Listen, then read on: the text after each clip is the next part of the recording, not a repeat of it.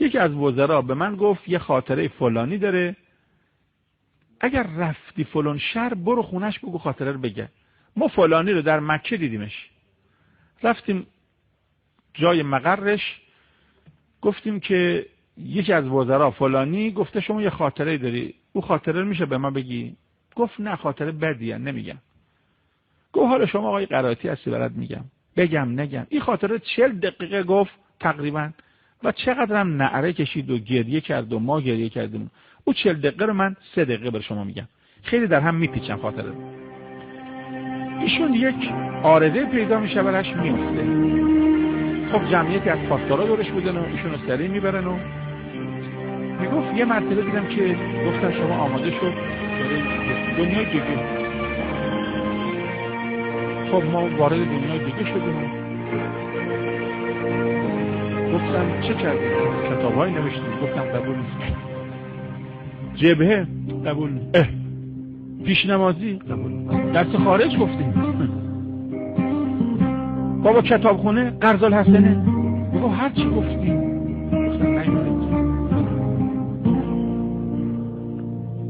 گفتن خب اینجا چیز ثبت نشده، حالا میخواید بگی چه کردی؟ نگاه کن به این صفحه. میگم یه صفحه راستم، حالا اینا که میگفت خیلی مفصل میگفت، گریه میکنه که دیشم سفید شده، هیچی برای قیامت ذخیره نداره.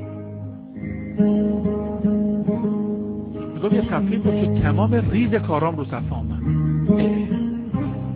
مال هذا الکتاب لا یغادر الا که بود اقرأ کتابک کفا بنفسک الیوم فبصرک الیوم. قیامت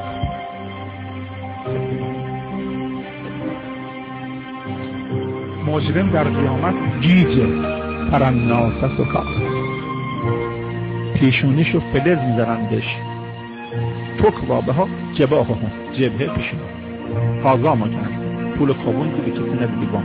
یه آقا میگفت دهنه باز شدم. بعد گفتم خب چه بکنی؟ عبادتام هیچی ثبت نشده، کلافام همه ثبت شده. یک نعره کشیدم. گفتم من علی را هم دوست نداشتم، من فاطمه را هم دوست نداشتم، تا گفتم من ولایت هم نداشتم. گفتم چرا؟ همین نخی که تو مونده همین بوده، تو اینا رو دوست داشتی. برگرد بری هیچ کدوم کارات برای قیامت ثبت میشه. برگرد از نو و شروع کن به قرآن. تو برای قرآن کاری نکرد. 4 دقیقه تموم شد. 4 دقیقه 40 دقیقه بودم. میگم وقتی برگشتم، وقتی که توی احسان را دستم قلف شد، بعد دیدم پام تکو خورد، بعد دیدم لب من شل شد، چشم من تونستم باز کنم، چشم باز کردم دیدم دور تختم همه دارن گریه. قبل از آنیم که این صحنه پیش بیاد میگم من دیدم پام شل شد، دستم دیگه تکونه بخوره، خواستم لب من قلف شد، گفتم پرستادا بزنم، گفتم فلان زود فامیلا خبر کن، نفس آخره. میگم اینم گفتم. رفتم دیگه. این صحنه ها رو که دید برم گردن، گفتن تو رو به خاطر ولایت برمیگردم. میگفت چشم را کردم نفسنم بالا سر با همه فامیل گردم.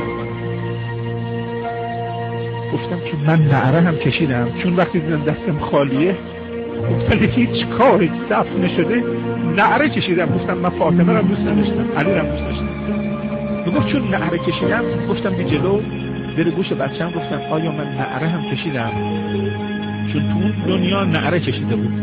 گفتم نعره نکشیدی. بله آقا جون 2 ساعت همچنان می‌لرزه که هرچی تخت نگه می‌کنی. ببین آقا جون زیر پلینت خیس شد، پیرنت خیس شد، پتوها خیس شده، انگار سطل آبه. میگم منو برم گردونم. این صحنه ها برای ما هست. به امام رضا بگید حلش کنه. من به امام رضای تو گفتم آب کثیف که میره تو باغچه گل میشه. آیا حرم تو از باغچه کمتره؟ آیا تو از گل کمتری؟ آیا من از نجاست پسترم؟ آب کثیف میره تو باغچه گل میشه. بهتر باید حل کنیم و شاید هم این ماه رمضان آخر ما باشه. به ما گفتن نماز بخونی سلم صلات مودع، بکن نماز آخر شاید آخرین زیارت ما باشه و جز عفو راهی دیگه نیست برای نجات. کتاب چاپ شد، تفسیر نوشتم، در خارج خوندم، گفتم ایدئولوژی، جهان بینی، اینا هیچ کدومش داخل قیامت آدم شک داره میشه یا نمیشه، چون کارای ما 3 تا آفت داره. یا اولش خرابه با ریا و سمعه، یا برای خدا شروع میکنیم وسط کار غرور میگیره دمون، یا آخر کار حبس میشه. بنابراین با امام رضا بگید که من تو حرم فکر کردم چی بگم. به امام رضا گفتم یا امام رضا من نمیگم طلبم، ممکن بگیم نمیخونم، بگم تفسیر نوشتم، ممکنه بگیم دکون سخنرانی کردم، خدا نمید. هر چی بگم پاتک میکنیم. من یه چیز میگم که تو مجبور بشی قبول کنی. یا امام رضا من تو حرم وارد شدم یا نه؟ من وارد که شدم که حالا هیچ لقبی ندارم، پوک من وارد شدم.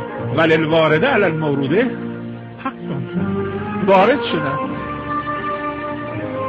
بنابراین امام رضا رؤوفه،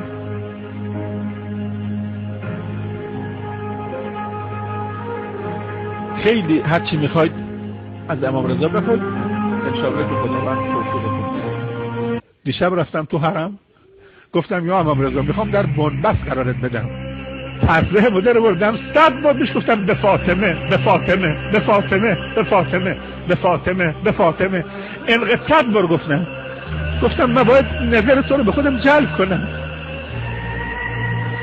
اینقدر بگیم چون اینها مادرشون دوست دارن. آمد خونه امام صادق گفت دختردار شدم، اسمش چی گذاشتی؟ فاطمه. امام صادق هی سرش ما فاطمه فاطمه فاطمه فاطمه، هی سرش تواضع کرد تا نزدیک زمین. بعد فرمود که حالا که اسمش فاطمه گذاشتی سیدی بهش نزنی ها، مواظب باش سیدی بهش نزنی. این که دل آدم میسوزه، چون اگر زهرا پیر بود دلمون نمیسوخت، جوان بود. باز اگر زهرا رو با شمشیر میکشتن اینقدر زرزاور نبود، با لگد کشتن. و اگر زهرا حامله نبود اینقدر دلش نمیسوخت. و اگر شوهرش نبود آدم اینقدر شوهر. و اگر بچه‌ها نبودن اینقدر دل آدم نمیسوخت. و اگر داغدار نبود اینقدر دل آدم نمیسوخت. و اگر این همه سفارش نمیشد دل آدم اینقدر نمیسوخت. و اگر چند تا دختر بود یکیشو میکشتن اینقدر دل آدم نمیسوخت. یه دختر بود، جوان بود، حامله بود، روبرو شوهرش بود، داغدار بود، با لگد بود،